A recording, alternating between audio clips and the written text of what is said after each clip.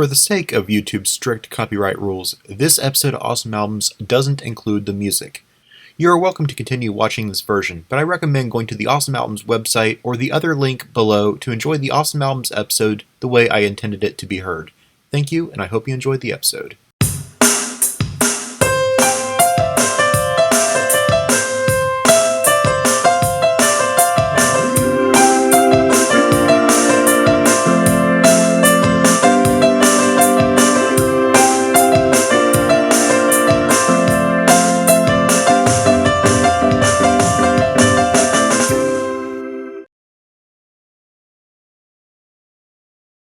Hello everyone, and welcome to another episode of Awesome Albums with Awesome Andrew. Last time I talked about the artists who got inducted into the Rock and Roll Hall of Fame in 2021 and 2022. I said I would pick an album by one of those artists and talk about it in my next video. Well, if you clicked on this video, then you already know who I picked, so let's get started.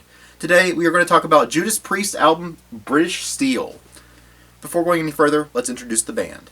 Rob Halford on vocals, Kenneth Keith Downing, also known as KK Downing, on guitars, Glenn Tipton, also on guitars, Ian Hill on bass, and Dave Holland on drums. This is also Holland's first album with Priest. The history section is going to be pretty short. Our story begins in December 1979. They started recording at Tittenhurst Park, former home of Beatle John Lennon from 1969 until 1971, and then home of Ringo Starr from 1973 to 1988. So yes, this was Ringo's house during the making of this album. They started at Starling Studios on the grounds of Tittenhurst Park, but decided they would use the home instead of the studio. When they went in to record, the band had 28 days to record it with producer Tom Allom. Glenn Tipton said, "We only had 40% of it written when we went in. In this day and age, it would be very difficult for us to go into the studio and record and then write as well. But we had a surplus amount of energy and enthusiasm at that time, and it really did pay off. I suppose there's a certain argument saying if you give yourself a deadline, you've got to come up with the goods, and we actually did," end quote. Meanwhile, management was planning a tour at the same time, so between the upcoming tour and the strict deadline, they didn't have time to think or second guess, so they went with their first ideas and first takes basically, giving the album a sense of immediacy. KK Downing said, "I think the way we made it probably has a lot to do with why the album still sounds pretty fresh today. It sort of sounds like a live album, and I guess that's what it was. All the takes were done at the same time, unlike nowadays where everybody puts the parts down separately. We played the parts together as a band until we got it right, and that's what makes it sound like it's got that really good live energy. It's not overproduced, and it still sounds raw and cool," end quote. Halford said, "We went into the sessions with a handful of ideas, but the bulk of material came from Glenn and KK and myself sitting around for the first time as a writing team. Previously, one of us would bring a completed song to the table, and we'd work on that. The British Steel sessions brought us together as a trio of writers for the first time, and we focused as a band in a way that we hadn't done before," end quote. As soon as they finished recording, they were then rehearsing for the tour that was scheduled to start March 7th, followed by the album's release in America on April 14th, 1980. Taking a big leap in time to 2009, Judas Priest kicked off their 30th anniversary in the United States by playing British Steel live in its entirety for the first time. The only other Priest albums to have that done was Defenders of the Faith, their album released in 1984, and Rock-a-Rolla, their debut album from 1974, but neither of those were played in the original album order. Although on British Steel, the song order was different between the United States version and the UK versions. Now let's move on to the album cover. This album cover is iconic. It's been printed on t-shirts like the one Dimebag Darrell had on TV in 1991. Impressed, Halford jammed with Darrell's band Pantera on a cover of Metal Gods. Information on that song shortly, so stay tuned. The album cover features a giant razor blade with the Priest logo held firmly in someone's hand. The cover was created by, and I'm going to pronounce his name wrong, Raslaw Saibo, who also worked on a couple of Priest's other album covers, Stained Class in 1978 and Killing Machine, known in the States as Hellbent for Leather, in 1979, as well as designing the Priest logo, and was photographed by Bob Elsdale. I have a few quotes from Elsdale as he explains how they made the cover. So the first quote is, "It's actually the art director Raslaw Saibo's hand. We made an oversized razor blade by having the album title and the Judas Priest logo screen printed on a cutout piece of aluminum. There was no Photoshop in those days, so everything shot was for real." He also said, "I almost certainly used a wooden 4x5 Wista camera. The actual shoot didn't take that long, a couple hours or something like that. All the work went into preparing the razor blade and screen printing it," end quote. He reflected on it years later and said, "I'm really pleased with it. I think we did a great job." A lot of people looked at it and were really quite horrified. The edges of the blade seemed to be cutting into Roslaw's flesh because he was gripping it quite hard. That wasn't the case. It actually had blunt edges. It wasn't blood, but it had a lot of drama, end quote. Last quote from Ellsdale, he had it hanging on his studio wall for years, but then one day it disappeared. "I think somebody made off with it. It's too bad. It would have been a nice thing to have today," end quote. The idea came from Halford when he noticed that Gillette razor blades had Sheffield steel on them. He pitched the idea to the rest of the bandmates, and they had reservations about using the razor blade. As Ian Hill said, "There was a bit of debate because a razor blade was an emblem of punk rock," end quote. Downing said, "As soon as we saw it, this is as sharp-edged as we are. It's so totally fitting." Obviously, we're aware of the symbolism behind the image.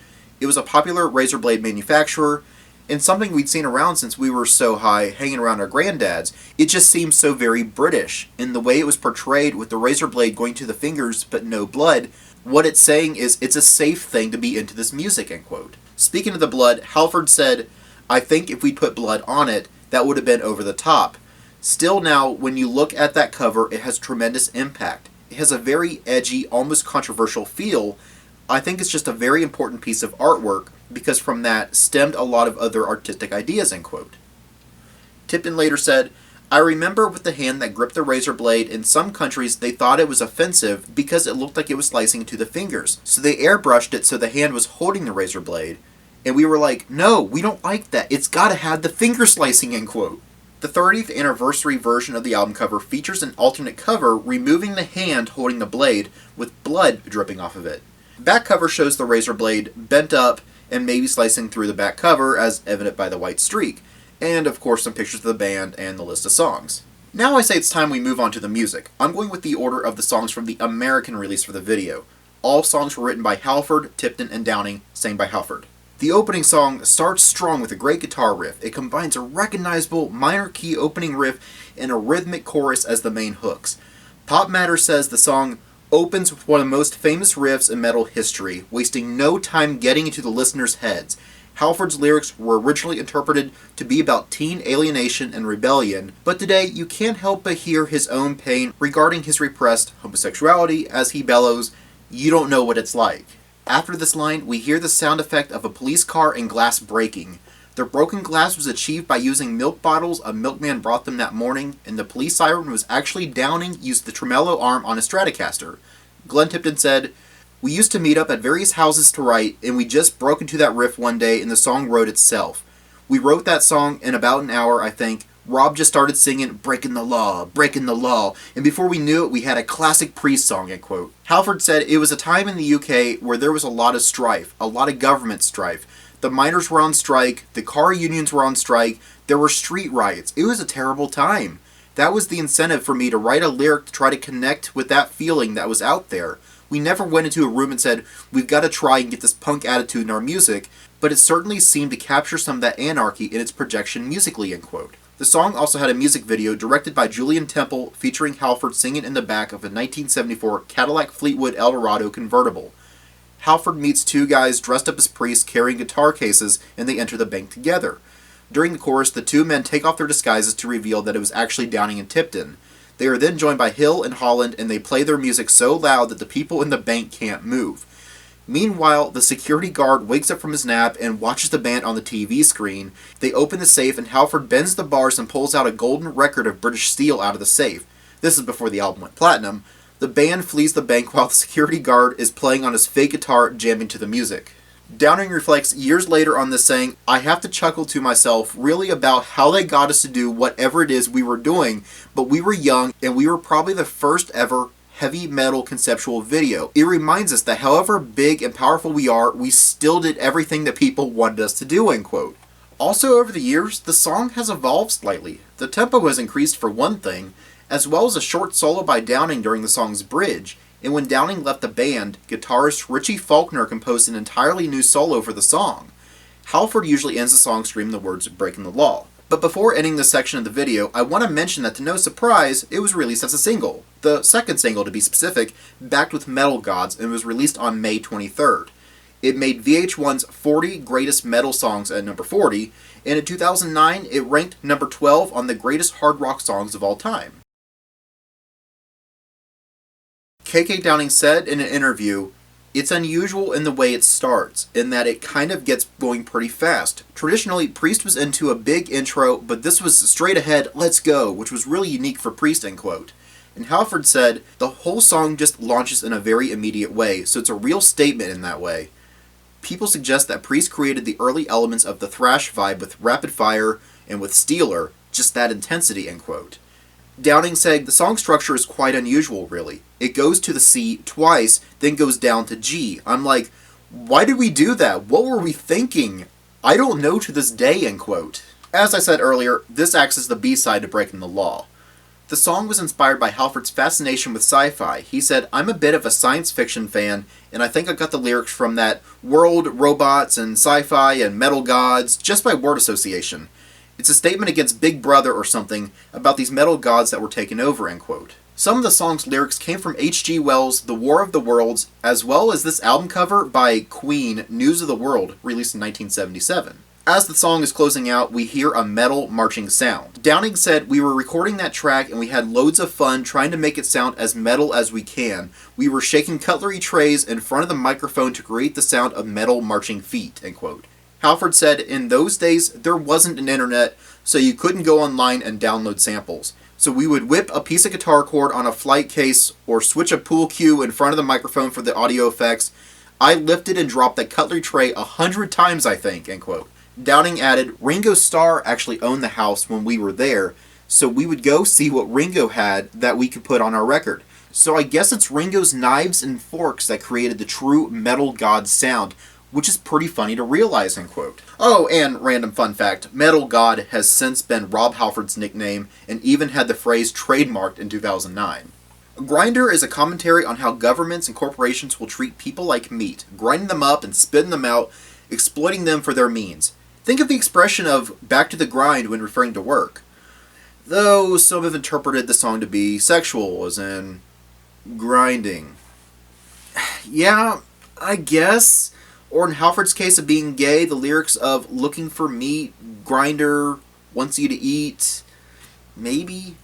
Downing said, "Grinder was quite an important track because I think it really laid down a lot of roots for what was to come in rock and metal through the 80s. A very fully straight 4x4 beat a la AC/DC thing.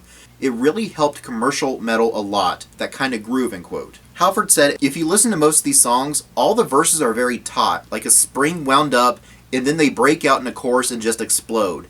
And lyrically, it's just me blowing up against humanity and the way we still look out for each other," end quote. This song is almost seen as a follow-up to Take on the World from the band's previous album, Killing Machine, in the UK, or Hellbent for Leather in the US. Meant to be some kind of crowd sing or shout along, this song is the third single released from the album, backed by Grinder, released on August 15th. The single hit number 26 on the UK singles chart and spent 8 weeks on the chart too.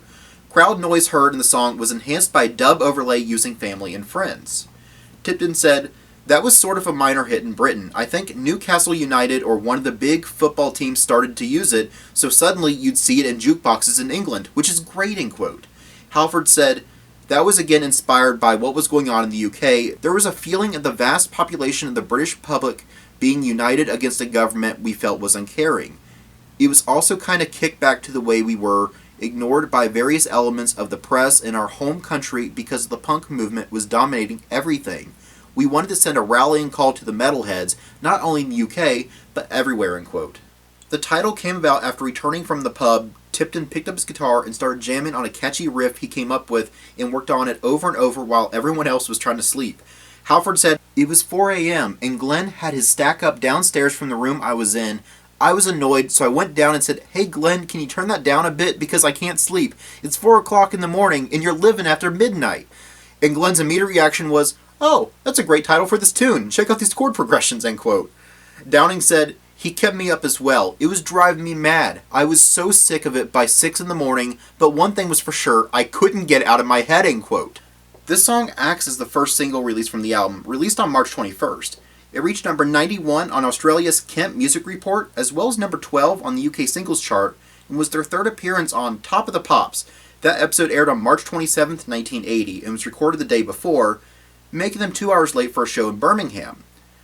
Fans were understandably upset by this delay, and Priest agreed to never perform the show again on the day they had a show.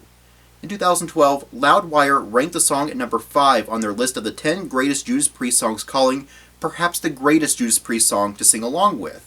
In 2019, Louder Sound ranked it at number 3 on their list of 50 greatest Judas Priest songs. The BBC agreed it epitomized the new breed of radio-friendly metal, end quote. And last thing I want to talk about again is the music video, again directed by Julian Temple. The video begins with Holland playing an invisible drum kit. During the guitar solo, before Halford runs on stage in front of a bunch of fans, some of them are playing either air guitar or cardboard guitars. Glenn Tipton said, "That was a great statement for the times. We were a lot younger when we wrote it, so it was just our generation trying to get some respect from the old boys out there," end quote. Halford said, "Even in my 30s, I was a teenager under the skin of rebellion. I'd had enough of being programmed and told what to do. It's a spin-off from the attitude of breaking the law," end quote. Downing said, "It was basically us sticking it in the eye of everybody that thought, you're stupid if you're young and have long hair. I think everybody was glad to sing that along with us. Everybody that was under the age of 30 at least," end quote. Glenn Tipton has said this is one of his favorite Priest songs, saying, "That's one of my favorite all-time Priest songs. It starts with an almost reggae feel, and the song just grows and becomes this immense riff from that point forward. It's got a lot of strength," end quote. Halford said, "I think Glenn came up with that idea, and we're like, reggae? No. But it's so unusual and interesting, and makes you really listen and focus. Then that huge riff slams in." Downing said, "I particularly enjoyed the solo work on that song. It's just that other part of me that really likes to feel an emotion. I grew up listening to great players like Paul Kossoff and the ever-bluesy Gary Moore, so this is just me doing that style of guitar playing for a change," end quote. Halford adds, "We've never been a social or political band, but lyrically I think there was some of that in these songs and on this one. It's about being denied things in life. They're very potent lyrics," end quote. Steeler, the final song on the album, and a great song to end on too. Downing said, "I would say Steeler has been one of our most successful tracks with musicians. The great Dimebag and tons of musicians always cited that as being one of their favorite tracks. I never really knew why, because it's fairly simplistic. I guess it's just the groove and the way it goes on at the end with wild bits of guitar and me and Glenn trading off," end quote. Halford said, "Just some anger from me, mate. God, where was my mind at? I was just really pissed, and the music we were making really made you feel that way. Jogging around the lake at Tittenhurst didn't distress me," end quote. He also said, "We wanted to open with a ball buster and end it with a ball buster, and everything that happens in between is what makes British Steel a classic," end quote. And a classic it is. AllMusic gave the album a 5 out of 5 stars, saying the album kick-started heavy metal's glory days of the 1980s. In saying that there are still up-tempo slices of metallic mayhem bookending the album in Rapid Fire and Steeler, plus the moodier pieces of Metal Gods," end quote. Rapid Fire was the opening song for the UK version, by the way. Rolling Stone and BBC Music both rated the album favorably, and in 2017, Rolling Stone ranked it at number 3 on their list of the 100 greatest metal albums of all time, only between Metallica, Master of Puppets, and Black Sabbath Paranoid. Oh, by the way, I have a video on Paranoid, so check that out. I have one more quote from the band. Downing said, "I don't think we found out until quite a while later, after British Steel was released, that it was going to be so significant. The combination that made it so important to Priest was the songs, the riffs, the titles, the artwork, and the fact that the actual look of the band had become more uniform and consolidated with the leather and studs. It seemed to be the album that pulled everything together for Priest. At long last, we were who we were, and what we intended to do," end quote. And Downing was right. This was their first album to make the top 10 in the UK, hitting number 4 and their first to sell over 1 million copies in America, which is impressive.